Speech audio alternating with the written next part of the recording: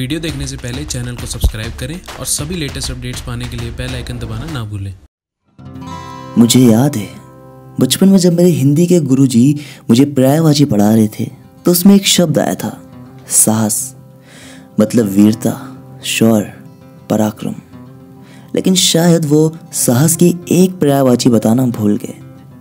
अभिनंदन वर्तमान ये सिर्फ एक नाम नहीं है, इसमें छुपी हुई है हमारे भारत देश की गर्व की परिभाषा। जी हाँ, अभिनंदन वर्तमान। आज हर एक माँ अपने लाल को अभिनंदन जैसा बनने को बोल रही है।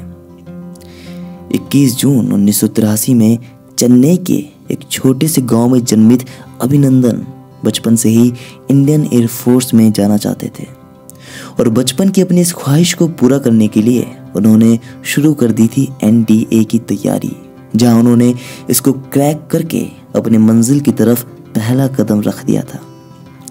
उसके बाद 19 जून 2004 को उन्होंने IAF को ज्वाइन कर लिया, जहां उन्होंने भटिंडा और हलवारा में फाइटर जेट्स की ट्रेनिंग ली।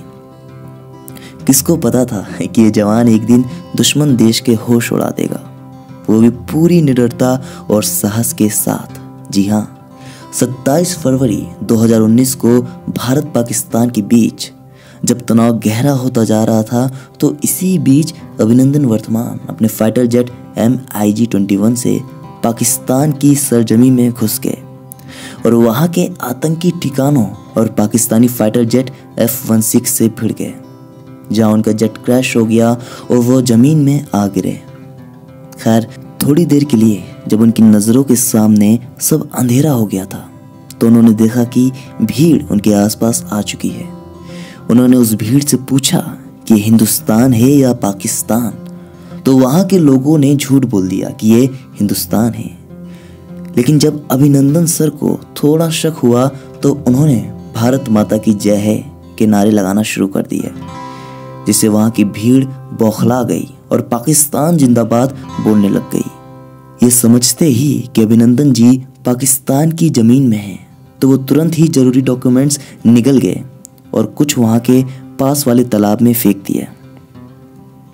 और तभी वहां की भीड़ में से किसी एक ने उन पर पत्थरबाजी करना शुरू कर दी, जिससे बाकी भीड़ भी पाकिस्तान जिंदाबाद के नारे लगाते हुए अभिनंदन जी पर पथराव करना शुरू कर देती है।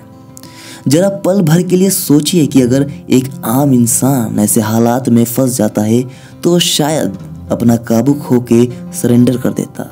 लेकिन ऐसे मुश्किल हालात में भी विंग कमांडर वर्तमान ने बड़ी सादगी से इस चीज का डट के मुकाबला किया। तभी वहां पाकिस्तानी आर्मी आके अभिनंदन को अपने हेडक्वार्टर ले जाती है और कोशिश करती है हिंदुस्तान के राज पता करने की। लेकिन तब तक पाकिस्तान को भी पता लग जाता है कि ये भारत का सूरवीर बेटा है, ये इतनी आसानी से पिघलने वालों में से नहीं।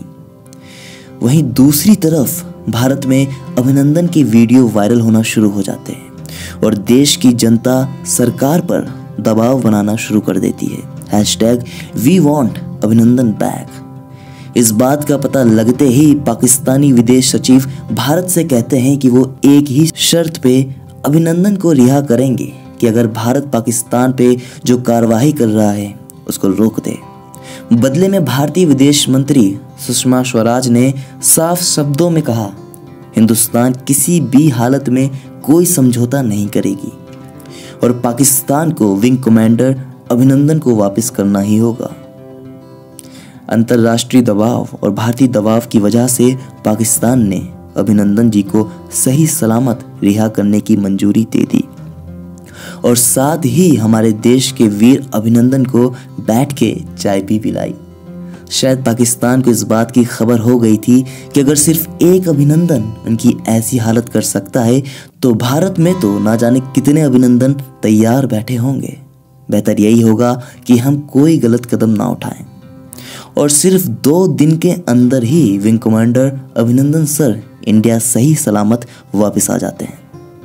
हालांकि भारत वापस आने के बाद अभिनंदन जी ने बताया कि पाकिस्तानी आर्मी ने उन्हें कोई शारीरिक रूप से हानि नहीं पहुंचाई, लेकिन हाँ, मानसिक रूप से हानि पहुंचाने की बहुत कोशिश की गई लेकिन अभिनंदन जी वहाँ ऐसे हालात में भी बहुत शांत और आत्मविश्वास के साथ बैठे रहे। हमारे देश के हर नागरिक को अभिनंदन जी से कुछ प्रेरणा लेनी चाहिए, जो अपने देश के लिए खुद की जान की परवाह किए बिना मैदान में आ जाते हैं। ऐसे जाबाज को वारीलीक्स का सलाम। वारीलीक्स से निष्कर्ष की रिपोर्ट।